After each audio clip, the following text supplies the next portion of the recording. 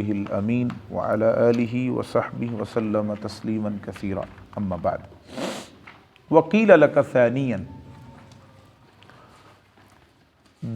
جوابات چل رہے تھے اس بات کے کہ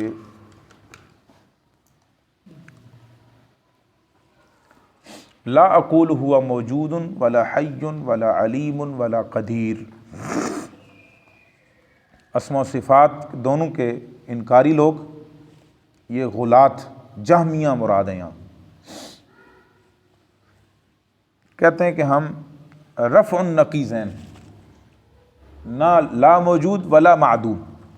تو اس کے جوابات، پہلا جواب امام ابن تیمیہ رحمۃ اللہ علیہ نے ان کو دیا کہ یہ جو تم تشبیہ سے بھاگ رہے تھے تو اب تو تم نے اس سے شدید ترین تشبیہ دے دی معدومات کے ساتھ،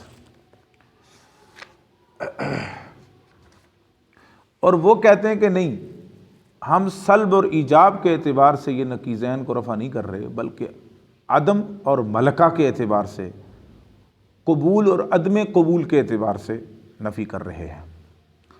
تو امام ابن تیمیہ رحمۃ اللہ علیہ نے اس کا رد مختلف انداز، لا یصح فی الوجود والعدم فانہما متقابلان، تقابل السلب والایجاب، جو وجود اور عدم ہے نا، یہ سلب اور ایجاب کا تقابل ہے، نہ کہ ملکہ اور عدم کا کی اعتبار سے ہے۔ سمجھ رہے ہیں بات؟ تو پہلا، اور اسی طرح کئی ایسی چیزوں کو بھی میت قرار دیا گیا قرآن میں جو جمادات ہیں، جیسے اموات غیر احیاء۔ اب دوسرا انہوں نے جواب امام ابن تیمیہ رحمۃ اللہ علیہ نے یہ دے رہے ہیں کہ فما لا يقبل الاتصاف بالحیات والموت والعمی والبصر ونحو ذلك من المتقابلات انقص مما يقبل ذلك۔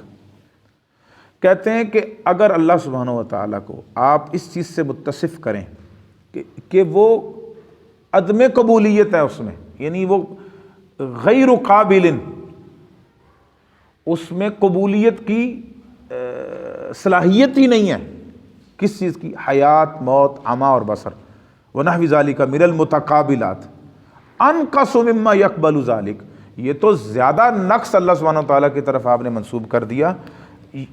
جو چیز، یہ چیزیں قبول کرنے کی صلاحیت رکھتی ہے، لیکن آپ نفی کر رہے ہیں، چلو نفی بے شک کرتے رہیں، وہ ایک الگ بات ہے، وہ اگلی مباحث میں آئے گی بات، لیکن ایک ذات کو، ایک چیز کو آپ کہتے ہیں کہ یہ قبول کرنے کی صلاحیت رکھتی ہے،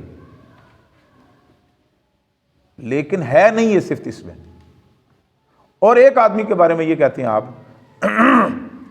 کہ اس میں یہ صلاحیت ہی نہیں ہے یہ صفت سے متصف ہونے کی، اور نہ قبولیت قبول کرنے کی، تو یہ تو نقص، زیادہ نقص ہے اللہ سبحانہ وتعالیٰ کی طرف۔ سمجھ رہے ہیں بات آپ؟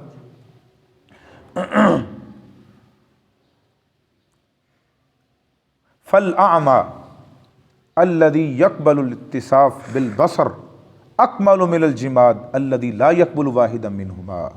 ایک اعمى، اندھا ہے، جو بصر کی صفت قبول کرنے کی صلاحیت ضرور رکھتا ہے، مطلب ایک آنکھوں سے اندھا ہے تو امید رہتی ہے نا آخر کبھی یار یہ بینا ہو ہی جائے گا، آنکھ نظر مل ہی جائے گی، تو یہ آدمی جمادات سے تو اچھا ہے نا، پتھر جس کی آنکھ ہی نہیں ہے، نہ وہ قبول کرنے کی صلاحیت رکھتی ہے۔ آپ سمجھ رہے ہیں بات بیٹا؟ تو نعوذ باللہ تم اللہ تعالیٰ کو جمادات سے تشبیہ دے رہے ہو اور کہہ رہے ہو کہ لا حیات ولا موت، اور نہ ہی اس میں موجود ہے، نہ معدوم ہے، نہ وہ عام ہے اور نہ ہی بصر ہے۔ کیا ہے یہ؟ کیا بات ہے؟ فَأَنْتَ فَرَرْتَ مِن تَشْبِيهِهِ بِالْحَيَوَانَاتِ الْقَابِلَةِ لِصِفَاتِ الْكَمَالِ، تم اس چیز سے بھاگ رہے تھے کہ حیوانات جو کہ صفات کمال کی قبولیت کی، یعنی القابلۃ لصفات، یہ دروازہ بیٹا کھولیں ذرا، اچھا جی، تشبیہ بالحیوانات القابلۃ لصفات الکمال، ووصفتہ بالصفات الجامدات التي لا تقبل ذلك۔ حیوانات سے تم بھاگ رہے تھے کہ اس سے متصف نہ کر دیا جائے، تو ساتھ ہی تم کس کی طرف؟ جامدات کی طرف جو ہے وہ ان سے متصف کر دیا اللہ سبحانہ وتعالی. وَأَيْضًا فَمَا لَا يَقْبَلُ الْوُجُودَ وَالْعَدَمَ أَعْظَمُ مِنْ امْتِنَاعٍ مِنَ الْقَابِلِ لِلْوُجُودِ وَالْعَدَمِ.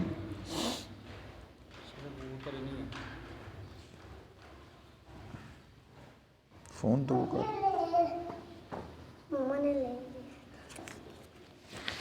یہ سن کرنا جی ان کو بتائیں جی تھوڑا سا راستہ.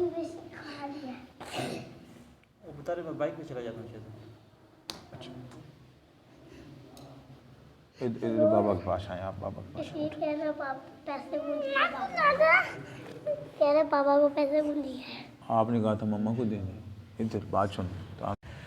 وَأَيْضًا فَمَا لَا يَقْبَلُ الْوُجُودَ وَالْعَدَمَ أَعْظَمُ امْتِنَاعًا مِنَ الْقَابِلِ لِلْوُجُودِ وَالْعَدَمِ. اسی طرح جو چیز وجود اور عدم کو قبول کرتی ہے نہیں قبول کرتی. لا يقبل الوجود والعدم اعظم امتناع من القابل للوجود والعدم. یہ تو مزید ممتنع کی طرف آپ نے نسبت کر دی. یعنی یہ مزید بہت زیادہ بڑی ممتنع ہے کہ جو قابل قبول ہی نہیں ہے. نہ وجود کو قبول کرتی ہے نہ عدم کو قبول کرتی ہے. اور ایک میں ہے ہی نہیں عدم قبول کی عدم یا وجود کی صلاحیت ہی نہیں ہے قبول کرنے کی. یعنی صلاحیت ضرور ہے لیکن آپ اس کا انکار کرتے ہیں. اس کا انکار کرتے ہیں کہ نفی کرتے ہیں کہ نہیں عدم بھی نہیں ہے نہ وجود ہے. یہ ایک الگ بات. 3 گروہ بنائی یہاں امام تیمیہ رحمہ اللہ نے کہ وہ متصف کرتے ہیں. پہلی وہ چیز کہ قبول اور عدم یعنی وجود اور عدم کو قبول ہی نہیں کرتے. ٹھیک ایک چیز. دوسری وجود اور عدم کو قبول کرتے ہیں لیکن اس کی نفی کی ہے کہ نہیں موجود بھی نہیں ہے اور نہ ہی معدوم ہے. ہم اس کی نفی کرتے ہیں. جی ٹھیک ہے. اچھا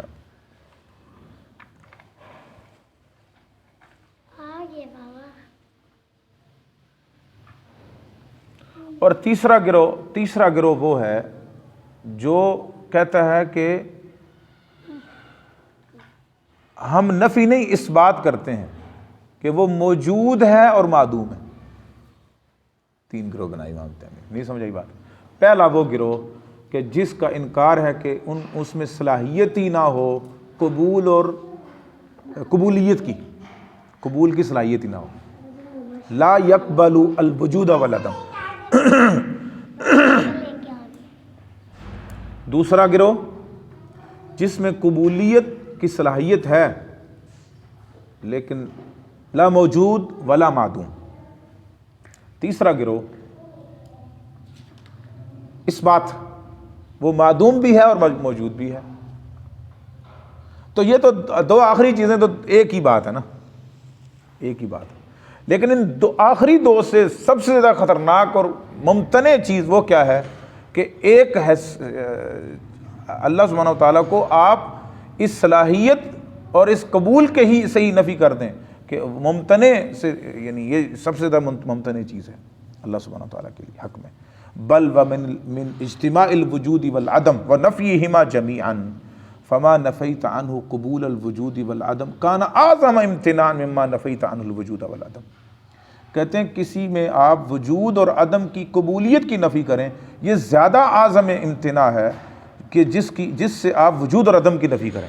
وجود فقط یعنی مجرد وجود اور عدم کی نفی کر رہے ہیں قابل قبول سمجھ رہے ہیں اس کو. وَإِذَا كَانَ هَذَا مُمْتَنِعًا فِي سَرَائِهِ الْعُقُولِ فَذَاكَ أَعْظَمُ امْتِنَاعٍ. اور پھر یہ ہو بھی سری عقلوں کے بھی خلاف تو پھر تو یہ مزید ہی بڑھ کر امتناع ہے اس میں. فَجَعَلْتَ الْوُجُودَ الْوَاجِبَ. اب اگلی بات یہ اہم آخری بات بڑی پیاری ہے. کہتے ہیں فَجَعَلْتَ الْوُجُودَ الْوَاجِبَ. اور پھر وہ ہستی جو واجب الوجود ہو. واجب الوجود جو کسی سے خود قائم ہے وہ کسی کے سہارے قائم نہیں ہے اللہ سبحانہ و تعالیٰ. فجعلت الوجود الواجب الذي يقبل العدم. تم نے کیا کیا واجب الوجود کو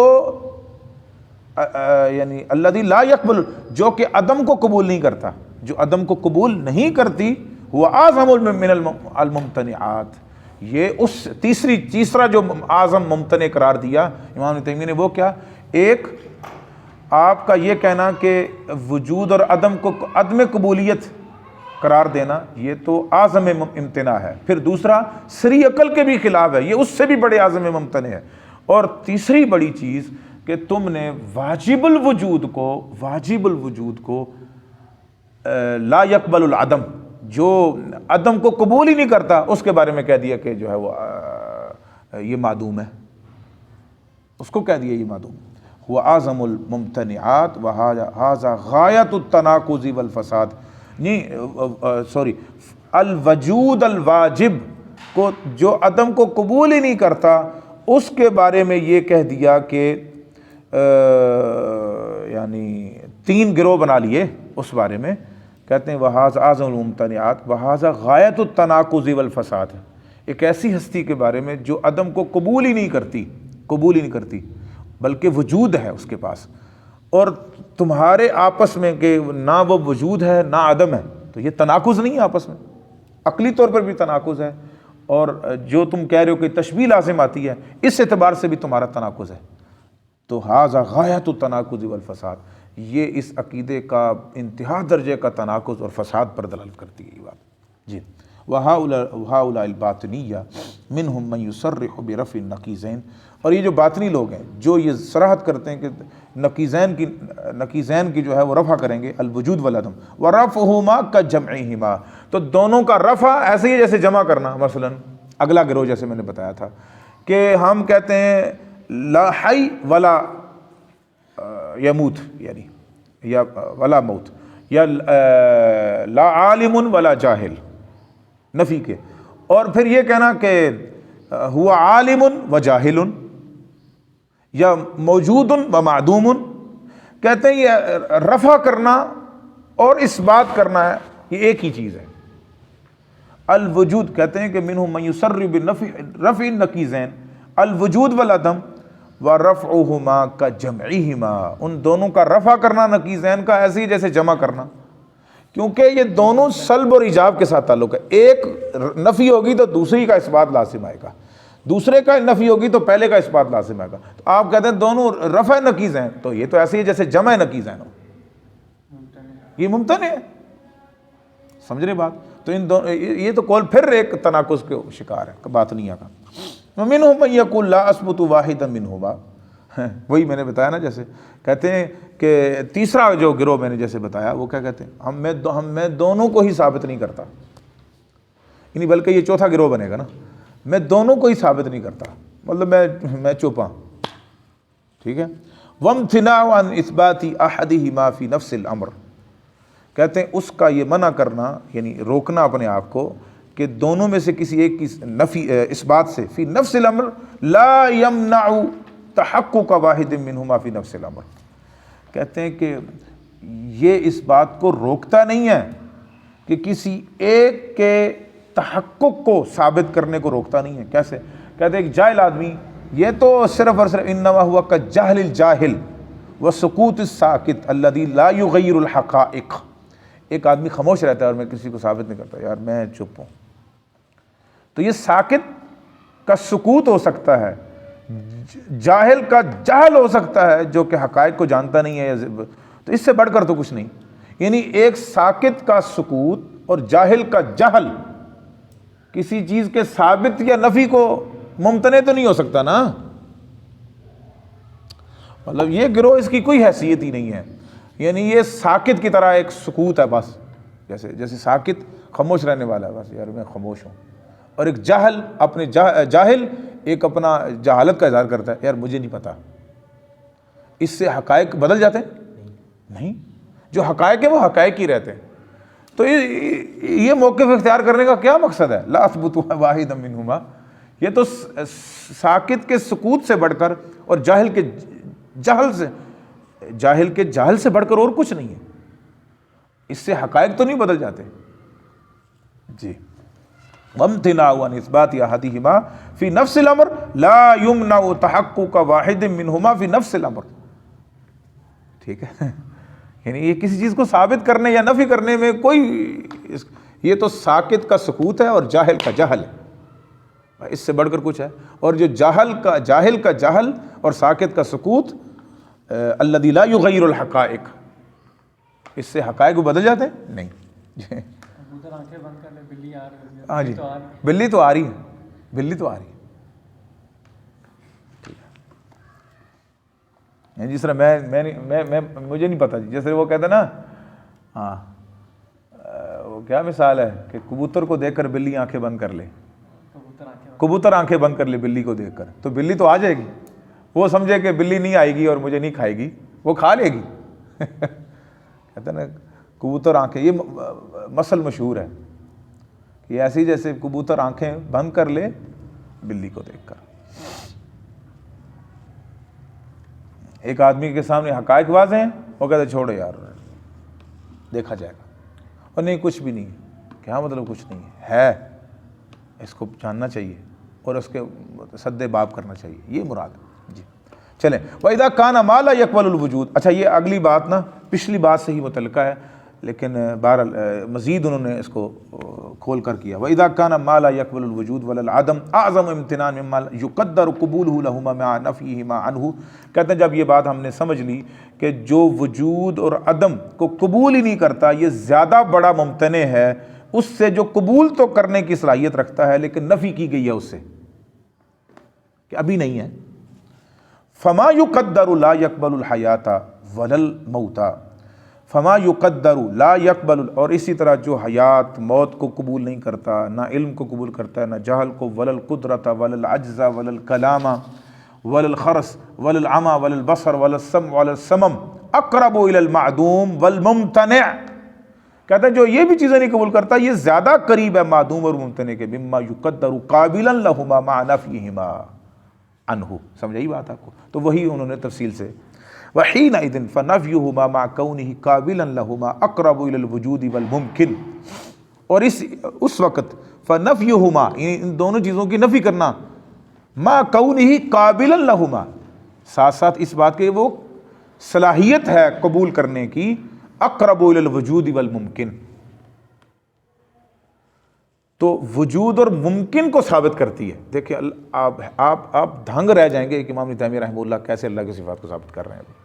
دھنگ رہ جائیں، آپ حیران ہو جائیں گے. اب یہاں تک تو وہ لیا ہے کہ اللہ تعالیٰ قابل الوجود ہے، یعنی واجب الوجود. اس میں ایسا تو نہیں ہے کہ تم جو ہے نا اس سے عدم، وہ عدم تو قبول ہی نہیں کرتا، وہ وجود ہے. تو جب وجود ہے تو اس میں قابلیت ہے، صلاحیت ہے کس چیز کی؟ صفات کے قبول کرنے کی. مطلب اللہ سبحانہ وتعالیٰ کو اس طرح مثال دی نا جو انہی کی زبان میں. اب کہا کہ جو نفی کرنا، نفی تو ایک اور چیز ہے، وہ تو خبر ہے کہ ابھی نہیں ہے. ما کونہ قابلا لہما اقرب الی الوجود والممکن، یہ زیادہ قریب ہے کس چیز کے؟ ممکن ہونے کے اور وجود کے. وما جاز لواجب الوجود قابلا، تو جو واجب الوجود ہے وہ کون سی ہے؟ اللہ کی سمجھ. تو جو اس کا مطلب ہے جائز ہو گیا واجب الوجود کے لیے قابل الوجود ہونا، قابل ہونا کہ اس میں صلاحیت. وجب لہو، اس کے لیے صفات لازم ہے. گویا کہ تم نفی کر رہے ہو نا، اس کو چھوڑ دو فی الحال، اس لیے اس لیے ثابت ہے کہ یہ صفات لعدم توقف صفاتی علی غیرہ. سمجھے بات؟ جیسے واجب الوجود جو ہوتا ہے نا وہ تو کسی پر آسرا بانی، ممکن الوجود آسرا بنتا ہے، وہ کسی کے سہارے چلتا ہے نا. بیٹا سمجھے، بہت بہت اہم بات موڑ پر لائے نا امام ابن تیمیہ، ان کو دھکیل رہے ہیں اس طرف. کہا یہ بتاؤ کہ جو ذات واجب الوجود ہے، عدم کو تو اس کو لازمی نہیں ہے، تو وہ قابل تو ہے نا. اس کا مطلب ہے جب قابل ہے تو وجب، اس کے لیے لازم کرنا پڑے گا کہ ہے اس میں. جب ہے لعدم توقف صفاتہ علی غیرہ، وہ اس لیے واجب ہے کیونکہ وہ ذات، اس کی ساری صفات کسی کے سہارے نہیں ہے، وہ خود واجب الوجود ہے، وہ ممکن الوجود تو نہیں ہے نا. فَإِذَا جَازَ الْقُبُولُ وَجَبَ، جب قبول جائز ہو گئی تو واجب ہوگی کہ صلاحیت تو ہے نا. وَإِذَا جَازَ وُجُودُ الْمَقْبُولِ وَجَبَ، وجود المقبولی وجبا. وقد بسط، کہتے ہیں بس یہاں تک یعنی ہم بس مکمل کرتے ہیں. وقد بسط ھذا فی موضع، کچھ چیزیں یہاں پر امام ابن تیمیہ رحمۃ اللہ علیہ، اصل میں یہ بات ابن عثیمین رحمہ اللہ نے بھی لکھی ہے کہ کچھ باتیں امام ابن تیمیہ رحمۃ اللہ علیہ کا تناقض سا بھی کچھ اس میں اظہار ہوتا ہے تھوڑا سا، لیکن میرے خیال میں واللہ عالم بعض دفعہ ایسا ہوتا ہے کہ جو مناظرے کی کیفیت ہوتی ہے نا، مناظرے کی اگلے سے مناظرے کی کیفیت ہوتی ہے، اسے تناقض کا نام نہیں دینا چاہیے، کیونکہ اس میں کئی جوابات الزامی آ رہے ہوتے ہیں اور کئی جوابات علمی ہوتے ہیں، کئی ملے جلے ہوتے ہیں، کئی ان کی زبان میں بات ہوتی ہے، ثٹھیک ہے؟ تو انہی کی زبان میں ایک چیز کو ثابت کرنے کے لیے کچھ چیزیں لائی جاتی ہیں، جیسے شیخ الاسلام ثناء اللہ امرتسری رحمۃ اللہ علیہ سے جب پوچھا گیا بھائی آپ عقلی منطقی چیزیں استعمال کرتے ہیں، ہاؤلائی استفدتم من ہاؤلاء المؤلفین، عبدالجبار کھنڈیلوی کی کتاب ہے نا غالباً ان کی ہے، نہیں عبدالجبار نے بالحق کی ہے، میں نے یہ سعودی عرب سے لائی تھی، تو اس میں ثناء اللہ امرتسری رحمہ اللہ سے باقاعدہ سوال کیا گیا کہ ان پر اعتراضات ہوتے تھے نا کہ کئی منطقی باتیں کرتے ہیں جو قرآن و شریعت کے خلاف ہوتی ہیں مناظرے میں، تو وہ کیا کہا کہ یہ باتیں صرف اور صرف مناظرے میں دوسرے کو خاموش کروانے کے لیے ہوتی ہیں، ورنہ میرا یہ عقیدہ نہیں ہے۔ اس کی وضاحت کی بہت تفصیلی، تو شیخ زبیر علی رحمہ اللہ تعالیٰ بہت ناراض تھے شیخ ثناء اللہ امرتسری رحمہ اللہ پر ان چیزوں کی وجہ سے کتاب، تو جب یہ عبارت انہوں نے پڑھی تو مجھے یاد ہے، پھر انہوں نے لکھا شیخ الاسلام مولانا ثناء اللہ امرتسری رحمہ اللہ کا علمی مقام و مرتبہ، پورا مضمون لکھا اور اس کا ترجمہ کیا اسی کتاب سے، تو وہ چھپا ہوا ہے، وہ میں جو موقع بنا تو میں اس کو آپ کے لیے بھیجوں گا جی انشاءاللہ، وہ پڑھیں آپ، تو وہ اس مفہوم کو واضح کرنے کے لیے انشاءاللہ۔ تو یہاں پر وقت اس لیے امام تیمیہ کیا کہتے ہیں، وقت بسط ھذا فی مواضع اخر وبین وجوب اتصافہ بصفات الکمال التی لا نقص فیہا بوجہ من الوجوہ، کہتے ہیں یہ بحث جو ہے نا تفصیلی کہیں اور مقامات پر آئے گی۔ وقیل له ایضا اتفاق المسمیین فی بعض الاسماء والصفات لیس هو التشبیہ والتمثیل، کہتے ہیں اسی طرح دو ناموں کا متفق ہو جانا اسماء اور صفات کی تشبیہ اور تمثیل کے لیے کو لازم نہیں کرتا، الذی نفته الادلۃ السمعیات والعقلیات، کہتے ہیں جس کو سمعی اور عقلی دلائل نفی کرتے ہیں، یہ تو بات ہم پہلے پڑھ کر آئے ہیں کہ خالی ناموں کا ہم نام ہونا یہ اصلاً موصوف کے ہم پلہ ہونے کی علامت نہیں ہے، یہ تو بات ہم پڑھ کر آئے پیچھے۔ وَإِنَّمَا نَفَتْ مَا يَسْتَلْزِمُ اشْتِرَاكَهُمَا فِي مَا يَخْتَصُّ بِهِ الْخَالِقُ، جو چیز نفی کرنے والی ہے نا وہ کیا ہے،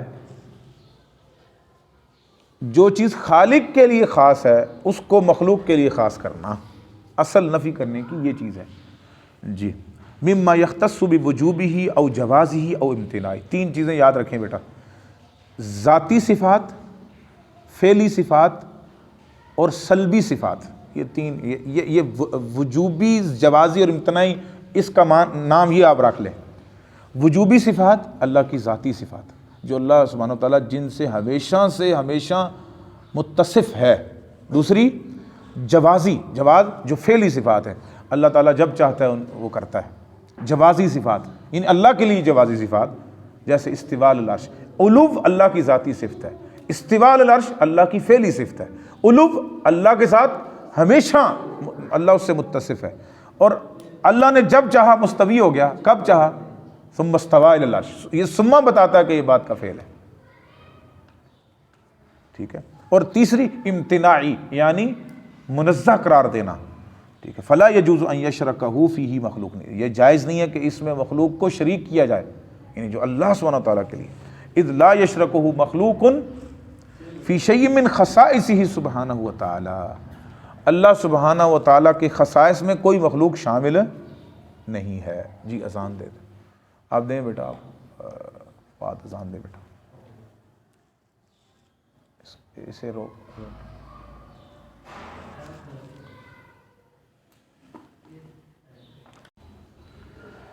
وَأَمَّا مَا نَفَيْتَهُ فَهُوَ ثَابِتٌ بِالشَّرْعِ وَالْعَقْلِ، اچھا اب جو تم نفی کر رہے ہو نا وہ تو ثابت ہے شرعی طور پر بھی اور عقلی طور پر بھی۔ وَالتَّسْمِيَةُ كَذَلِكَ تَشْبِيهًا وَتَجْسِيمًا تَنْوِيهٌ عَلَى الْجُهَالِ، اور جو تمہارا نام دینا نا اللہ سبحانہ وتعالیٰ کی صفات کو، کہنا یہ کہنا کہ اگر ہم اللہ کے ہاتھ کو مان لیں، اللہ کی صفات کو ماننے تو پھر یہ تشبیہ آئے گی، مخلوق کے بھی ہاتھ ہوتے ہیں، مخلوق کا بھی چہرہ ہوتا ہے، مخلوق کی بھی قدرت ہے، مخلوق کا بھی علم ہے، ٹھیک ہے، تو یہ تشبیہ لازم آئے گی۔ تو اب عامی بندہ جب سنتا ہے نا، جاہل، وہ کہتا ہے یہ بات بالکل 100% ٹھیک ہے۔ تنبیہاً علی الجہال، جاہلوں کے لیے بہت بڑا دھوکہ اور کیا کہنا چاہیے کہ تلبس کا باعث ہے، تلبس، اس کے لیے تو حیران کن یہ بات ہونے والی۔ پوری کتاب بھی ہے امام تیمیہ کی، تنبیہ الرجل العاقل علی تنبیہ الباطل، ہاں، تنبیہ الرجل العاقل علی تنبیہ الباطل، امام ابن تیمیہ کی پوری کتاب ہے 2 جلدوں، اب اس کو 1 جلد میں کر دی۔ وَتَسْمِيَةُ كَذَلِكَ تَشْبِيهًا وَتَجْسِيمًا تَنْبِيهٌ عَلَى الْجُهَالِ الَّذِينَ يَظُنُّونَ أَنَّ كُلَّ مَعْنًى سَمَّاهُ مُسَمًّى بِهَذَا الْاسْمِ يَجِبُ نَفْيُهُ، کہتے ہیں کیونکہ ان کا گمان کیا ہے کہ ہر وہ نام جو کسی پر کو بھی نام دیا جائے، یجب نفیہ، اب اللہ سبحانہ و تعالیٰ کو اگر آپ نام دیں گے تو اس کی نفی کرنا لازم ہے کیونکہ وہی مخلوق کا نام ہے۔ وَلَوْ سَاغَ هَذَا لَكَانَ كُلُّ مُبْتِلٍ يُسَمِّي الْحَقَّ بِأَسْمَاءٍ يَنْفِرُ عَنْهَا بَعْضُ النَّاسِ، کہتے ہیں اسی راستے پر جو یہ چلے ہیں، ہر مبتل جو چلا ہے، ہر مبتل جو چلتا ہے کہ وہ حق کو ایسے ناموں سے نام دیتا ہے، ایسے نام جس سے لوگ بھاگتے ہیں، نفرت کھاتے ہیں۔ لِيُكَذِّبَ النَّاسُ بِالْحَقِّ الْمَعْلُومِ بِالسَّمْعِ وَالْعَقْلِ، جو سمعی اور عقلی دلائل سے حق معلوم ہے تاکہ لوگ اس کی تکذیب کریں، اس کو جھٹلائیں، اس لیے وہ یہ نام دے کر پھر تجسیم کا لفظ بولیں گے، تشبیہ کا لفظ بولیں گے، اور نہ جانے کرتے کرتے وَبِهَذِهِ الطَّرِيقَةِ أَفْسَدَتِ الْمَلَاحِدَةُ عَلَى طَوَائِفَ مِنَ النَّاسِ عَقْلَهُمْ وَدِينَهُمْ، اللہ اکبر۔ اسی طریقے کی وجہ سے بڑے بڑے ملحد لوگوں نے بہت سے لوگوں اور بہت سے گروہوں کی عقلوں اور دین کو فساد کا شکار کر دیا ہے، اللہ المستعان۔ حتی اخرجوہم الی اعظم الکفر والجہالہ، جس چیز سے وہ بھاگ رہے تھے اس سے کہیں بڑے کفر اور جہالت میں جا گھسے، وابلغ الغی والضلالہ، ابلغ الغی والضلالہ، اور گمراہی اور بے راہ ربی کا شکار ہو گئے، اللہ المستعان۔ سبحانک اللہم و بحمدک، اشہد ان لا الہ الا انت استغفرک و اتوب الیک۔